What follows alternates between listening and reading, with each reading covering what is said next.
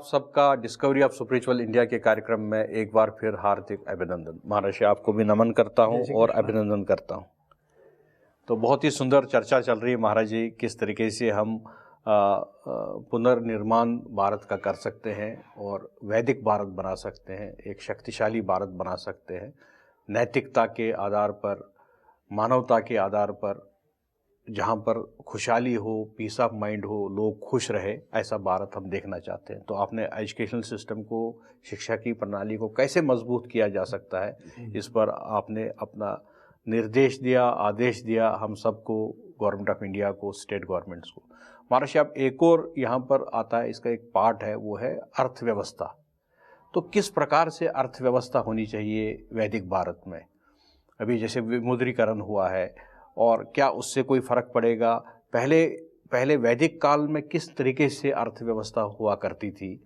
और हमने सुना कि हमारे पास कुछ ग्रंथ भी है, कौटिल्य का कोई ग्रंथ है जिसमें अर्थव्यवस्था के बारे में पूरा दर्शाया गया है।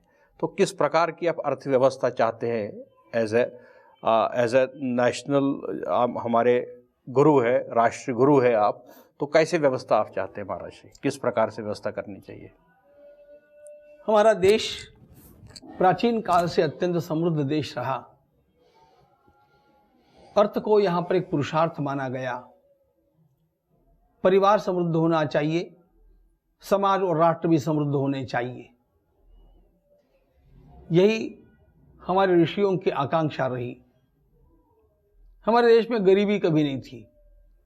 गरीब तो थे, लेकिन ब्राह्मण और साधु ये गरीबी का वहन एक व्रत के रूप में किया करते थे कि हमें ज्यादा संग्रह नहीं करना है, इसलिए वे विपन्न जैसे लगते थे। लेकिन ये भूखमरी, ये गरीबी हमारे देश में कभी नहीं थी। यह राष्ट्र संपन्न था। वाल्मीकि रामायण के 6ठे सर्ग में इसका विस्तार से वर्णन हम लोगों को प्राप्त होता है। उस प्रकार की समृद्धि यदि पुनः इस देश में जागरूक करनी है तो क्या किया जा सकता है? ये विचार करते समय थोड़ा थोड़ा मैं आजकल के हमारे प्रधानमंत्री महोदय जिस ढंग से विकास की बात करते हैं उसकी ओर भी देखते रहता हूं, तो लगता है कि वास्तव में इन उपायों से यह देश उठेगा, यह देश समृद्ध होगा। और इसलिए इन मौलिक आर्थिक विकासात्मक उपायों के लिए सबसे पहले मैं उनका अभिनंदन करता हूं। उसके साथ साथ कुछ बातें और भी विचारणीय है जो हमारे प्राचीन ऋषियों ने बताई है। उसमें पहली बात यह है कि कभी भी संपत्ति का असंतुलन नहीं होना चाहिए। समाज में वर्ग तो रहेंगे ही। साम्यवाद ने सबको सांपत्तिक दृष्टि से समान बनाने का प्रयास किया। यह अनसाइकोलॉजिकल है, यह मनोविज्ञान के विरुद्ध है। इसलिए आज भी आप 4 भाइयों को 1000-1000 रुपए दे देंगे और 5वें दिन पूछेंगे तो किसी ने उस पैसे को बढ़ाया होगा, किसी ने समाप्त कर दिया होगा, किसी ने कुछ मात्रा में खर्च किया होगा। आखिर ये अपनी मानसिकता पर निर्भर करता है। 4 व्यक्तियों का उदाहरण मैंने केवल समझने के लिए दिया। समाज के सारे वर्गों में समान ही संपत्ति हो, यह भी अवैज्ञानिक, अमनोवैज्ञानिक। जैसा कि साम्यवाद ने कहा कि व्यक्ति की स्वयं की कोई पूंजी ही न हो, व्यक्ति का स्वयं का कोई धन ही न हो, यह भी अमनोवैज्ञानिक है, गलत है। आज साम्यवाद का विचार अपनी आखिरी सांसें ले रहा है, इसलिए उसकी अधिक मीमांसा आवश्यक नहीं।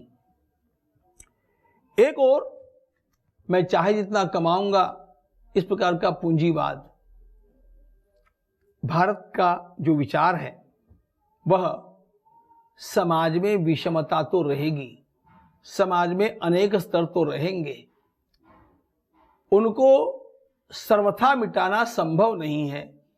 वह अमनोवैज्ञानिक है, अनसाइकोलॉजिकल है। इसलिए ये जो स्तर है इनकी अधिक से अधिक विषमता 1 to 10 इतनी होनी चाहिए। यह भारतीय विचार है। इसका अर्थ सामान्य से सामान्य जो व्यक्ति कम से कम उसकी आय है उससे अधिकतम कमाने वाले की आय 10 गुना अधिक हो सकती है, उससे अधिक नहीं हो सकती। सबको इसी के अंतर्गत बैठना है। यदि इससे अधिक आय किसी की होती है तो उसे वह धन समाज के लिए ही व्यय करने का प्रावधान होना चाहिए। हमारे देश में यह था। कैसे था? यह कहा गया था कि तुम्हारे पास इतनी संपत्ति इकट्ठी हो गई है, अब तुम यज्ञ करो, इष्टापूर्त कर्म करो। इसका अर्थ यह था, यज्ञ का अर्थ केवल कोई हवन करना ऐसा नहीं। यज्ञ में 3 बातें होती थी। यज्ञ देव पूजा संकतीकरण दानेशु, उसमें देवताओं का पूजन एक भाग है, समाज का संगठन दूसरा भाग है, और संपत्ति का वितरण डिस्ट्रीब्यूशन ये तीसरा भाग है। अमुक दायरे के बाहर आपके पास संपत्ति का एकत्रीकरण होना ठीक नहीं। आप उस संपत्ति को अपनी मर्जी से या तो कुएं बनवाने में या वनीकरण करने में या तालाब खुदवाने में अथवा किसी भी सामाजिक हित के काम में खर्च कर सकते हैं। किसमें खर्च करना आप कीजिए, लेकिन आप उस संपत्ति को अपने पास रख नहीं सकते। आप अपने हाथ से खर्च करेंगे तो आपको उसके व्यय करने का समाधान भी प्राप्त होगा। एक व्यक्ति टैक्स के रूप में पैसा सरकार को देता है और सरकार उससे तालाब खुदवाती है, उस व्यक्ति को समाधान नहीं। यदि वह व्यक्ति स्वयं तालाब खुदवाने का काम करेगा और संकल्प करके यह तालाब में जनता जनार्दन को अर्पण करता हूं ऐसा कहेगा, उसको समाधान भी प्राप्त होगा, पुण्य भी प्राप्त होगा। वैदिक पद्धति में यह नियंत्रण था। संपत्ति की अभिवृद्धि तो करनी ही चाहिए, लेकिन संपत्ति की अभिवृद्धि के पश्चात उसके ऊपर चेक्स और बैलेंसेस भी रहने चाहिए। यह हमारे महाभारत में, रामायण में हमें देखने मिलता है। नारद जी पांडवों के पास जाते हैं, उनको राज्य व्यवस्था समझाते हैं। इतनी संपत्ति तुम्हारे पास हो गई, अब तुम्हें यज्ञ करके इसका व्यय करना आवश्यक नहीं, अनिवार्य है, ये सुनाते हैं। तो जो सबसे छोटा व्यक्ति है उसको रोजी रोटी का और उसकी स्वयं के गुजारे का साधन देना, उपलब्ध कराना, यह भी सरकार का कर्तव्य है।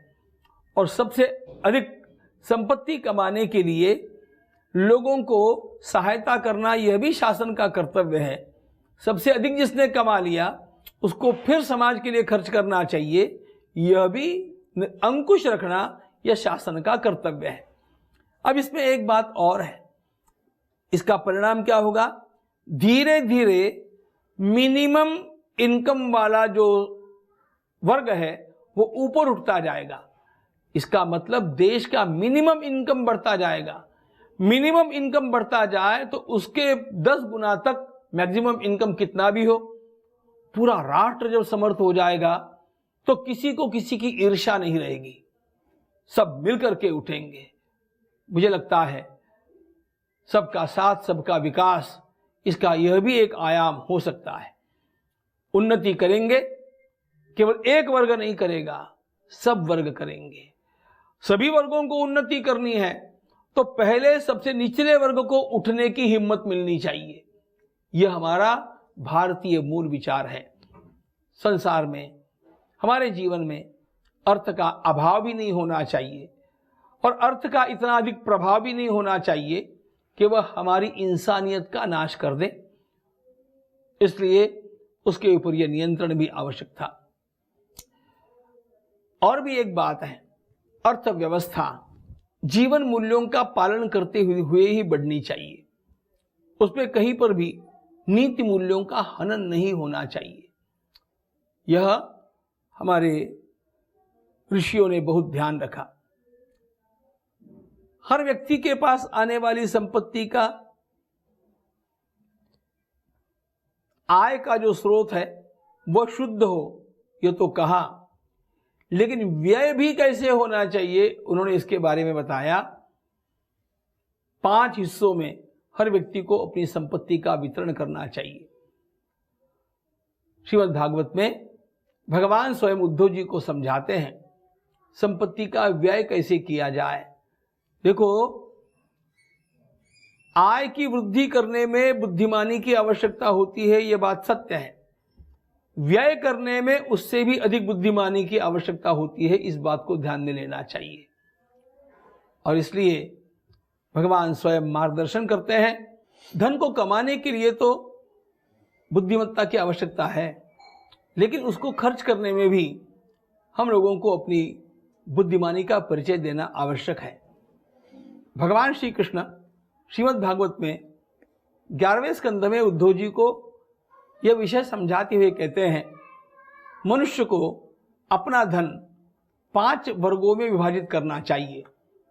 मूल श्लोक ऐसा है, धर्माय यशसेर्थाय आत्मने स्वजनाय च पंचधा विभजन वित्तम इहामुत्र च विन्दते। 5 बातें उन्होंने बताई, धर्म के लिए, यश के लिए, अर्थ के लिए, स्वजनों के लिए और अपने लिए। ये 5 बातें हैं। पहला शब्द है धर्म।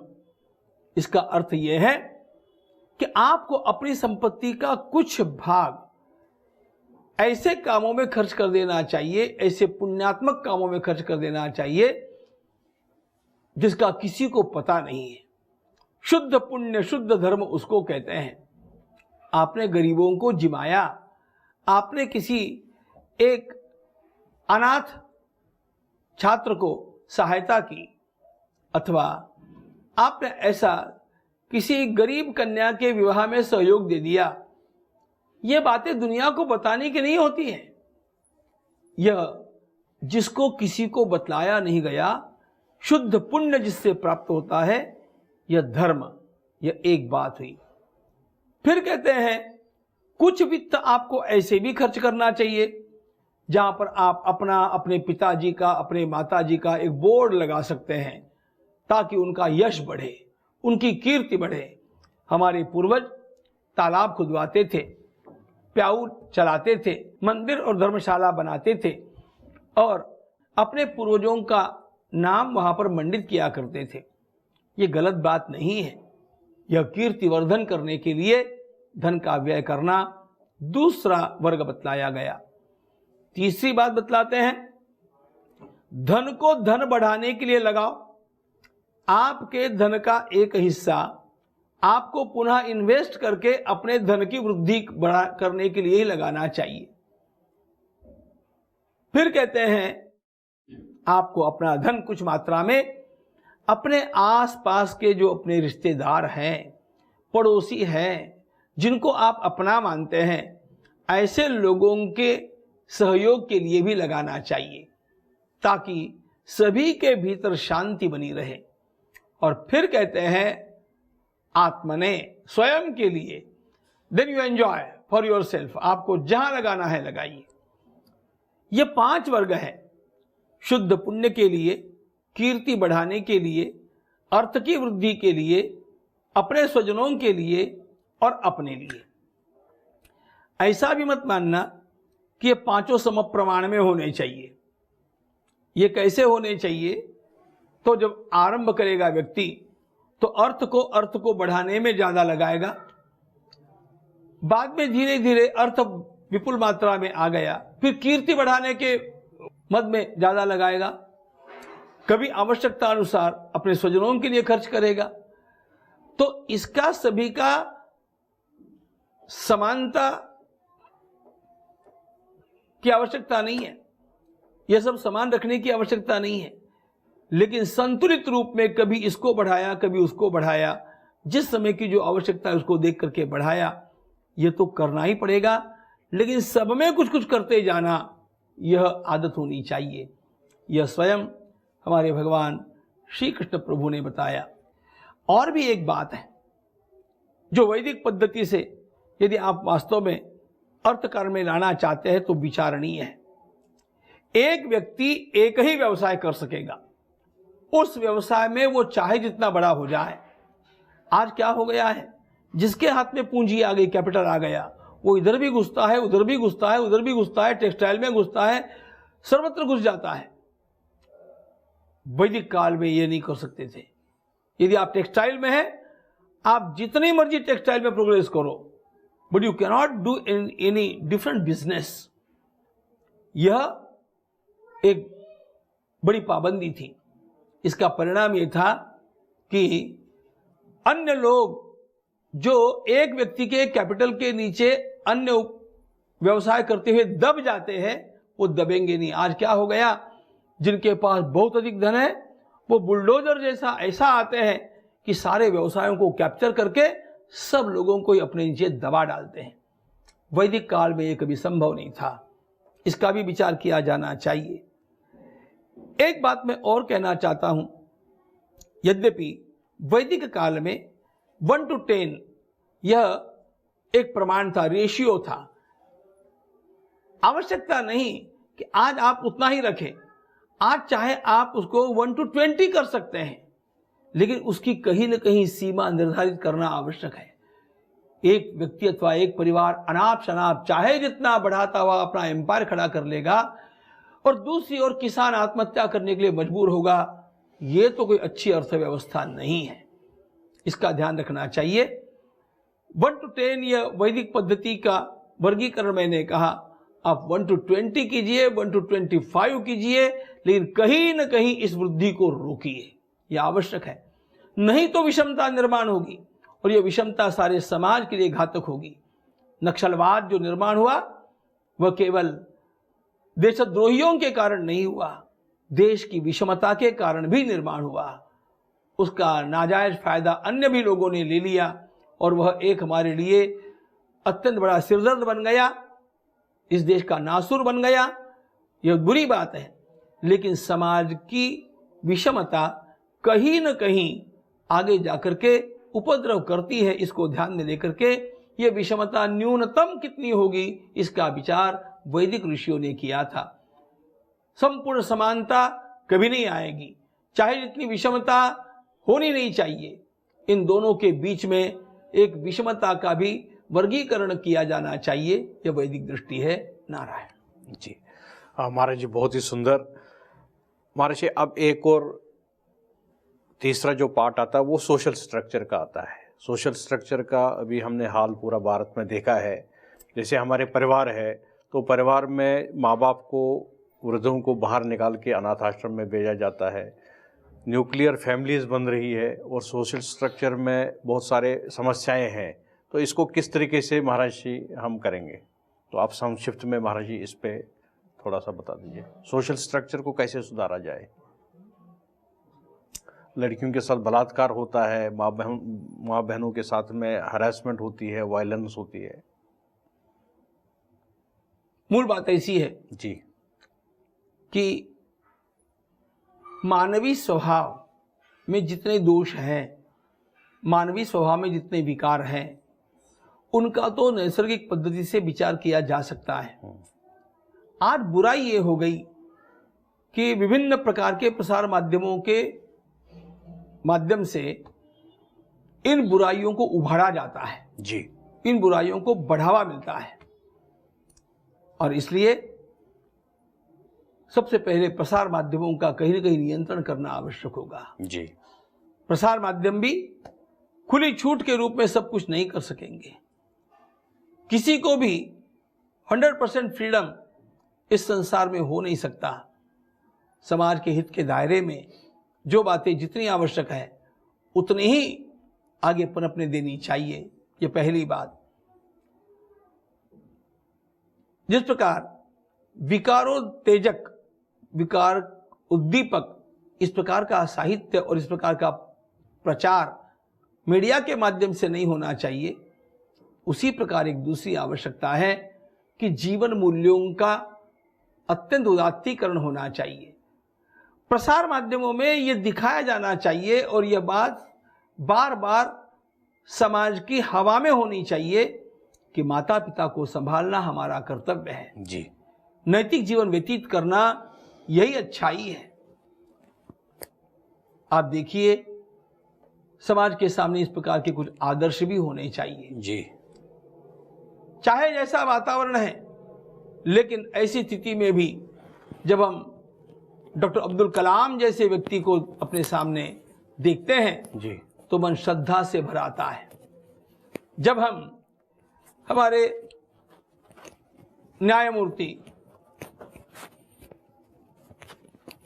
इतने बड़े पद के ऊपर शपथ ग्रहण करने के पश्चात जाकर के अपनी वृद्ध माता को सबके सामने प्रणाम करने के लिए उसके पग छूते हैं, ये जब हम देखते हैं तो अपने आप इसका परिणाम युवाजनों पर भी होता है। अच्छे दृश्य दिखाना यह तो कभी कभी होता है और बुराई रोज दिखाई जाती है। इतना अच्छा अच्छा सेवा का काम स्थान स्थान पर चल रहा है जी, उसका अनुकरण करने के लिए, लोगों को प्रेरणा मिलने के लिए वो काम वास्तव में प्रसार माध्यमों में आने चाहिए। वो तो आते नहीं, लेकिन सारी के सारी बुराइयों की चर्चाएं चलती रहती है जी। प्रसार माध्यम वाले भी सारे भाई पता नहीं पैसा कमाने के लिए समाज को कितना पागल बनाने वाले हैं। किसी भी अनावश्यक इशू को लेकर के उसके ऊपर इतनी चर्चा करवाते हैं और उसके कारण उस बात को लोगों के मन में जमाने का प्रयास कर देते हैं। कहीं न कहीं इनका भी प्रबोधन आवश्यक है जी। कहीं न कहीं इन लोगों को भी अपने नैतिक कर्तव्य को समझना चाहिए जी। प्राचीन काल में हम लोग ये चाहते थे और कहते थे कि गुरुजी को आदर्श होना चाहिए। आज प्रसार माध्यम की हर वाहिनी एक गुरु का काम कर रही है, वो प्रेरणा का और शिक्षा का काम कर रही है। यदि वो प्रामाणिकता के साथ ये करती है और अच्छाई का प्रचार करने के लिए उपयोगी होती है तो वो अभिनंदनीय है जी। लेकिन यदि वह बुराई का प्रचार करती है और इनडायरेक्टली बुराई को प्रोत्साहन भी देना चाहती है, इनडायरेक्टली भारतीय संस्कृति के जीवन मूल्यों को कुचलना भी चाहती है, तो उनका निषेध भी होना चाहिए जी। हम लोग यदि प्रसार माध्यमों का नियंत्रण ठीक करेंगे तो अपने आप सोशल स्ट्रक्चर ठीक हो जाएगा। महर्षि, अब अंत में ये सभी जैसे शिक्षा की प्रणाली, अर्थव्यवस्था और सोशल स्ट्रक्चर, इन सभी की जो चाबी है वो पॉलिटिकल लोगों के पास है, पॉलिटिक्स के पास है। तो कैसा स्ट्रक्चर होना चाहिए पॉलिटिकल स्ट्रक्चर देश में, जिससे वैदिक भारत का निर्माण हो और हम एजुकेशन सिस्टम में, अर्थव्यवस्था में और सोशल स्ट्रक्चर में सुधार लाए? क्योंकि पॉलिटिक्स सबसे इम्पोर्टेंट है, सब कुछ उन्हीं के पास है, डिसीजन मेकर्स है वो। अधिक न बोलते हुए जी, हमें हमारी राजनीति कैसे करनी चाहिए, इसके लिए मैं केवल एक नाम की ओर संकेत करना चाहूँगा। जी। अच्छा है कि परम श्रद्धेय पंडित दीनदयाल जी उपाध्याय की शताब्दी का वर्ष है। पंडित दीनदयाल जी उपाध्याय ने एकात्म मानवता का मंत्र दिया। भारतीय संस्कृति के अनुरूप किस प्रकार की राजनीति चलनी चाहिए, यह उन्होंने अपने विस्तृत वाङ्मय में भी बताया और स्वयं वैसे जी करके दिखाया। मैं इतना ही कहूँगा कि कभी भी यह विचार सब लोगों के सामने होना चाहिए। व्यक्ति से ऊपर पार्टी हो, पार्टी से ऊपर देश हो, और देश का विचार करते समय भी मानवता के सिद्धांतों को कभी भी भूलना नहीं चाहिए। व्यक्तिगत स्वार्थ के लिए पार्टी चलाना नहीं, अपने व्यक्तिगत स्वार्थ को नष्ट करते हुए पार्टी का काम करना। ऐसे कार्यकर्ता, कोई भी पक्ष ऐसा होना चाहिए जो केवल जीतने के लिए नहीं जीतना चाहता, देश का वास्तव में भला करने के लिए जीतना चाहता है। उनमें भी देशभक्ति का संस्कार होना चाहिए। मैं तो इतना ही कहूँगा कि इसके लिए दो महापुरुषों के साहित्य को आप पढ़िए जी। आपको कुछ भी नहीं पढ़ना पड़ेगा और सब कुछ आपको मिल जाएगा। वे दो महापुरुष हैं, पंडित दीनदयाल उपाध्याय और माननीय दत्तोपंत जी ठेंगड़ी। ये दो महापुरुष हमारे देश में ऐसे हुए जिन्होंने इसके सारे सूत्र हम लोगों को प्रदान किए। क्या क्या वे सूत्र हैं, ये भी कभी मैं आप सब लोगों से बात करना चाहूँगा, लेकिन अभी के लिए तो आप सबको शुभकामना देते हुए मैं अपनी वाणी को विराम देता हूँ। तो इस सत्र में हमने बहुत ही 3 इम्पॉर्टेंट बिंदु डिस्कस किए महाराज जी के साथ में। हमने जाना अर्थव्यवस्था को मजबूत बनाने के लिए हमें समानता की आवश्यकता नहीं, लेकिन एक लिमिट लगाना पड़ेगा कि एक व्यक्ति अगर 1 रुपया कमा रहा है तो दूसरे व्यक्ति जो ज़्यादा पैसा धन कमा रहा है उसके ऊपर में लिमिट लगाना चाहिए।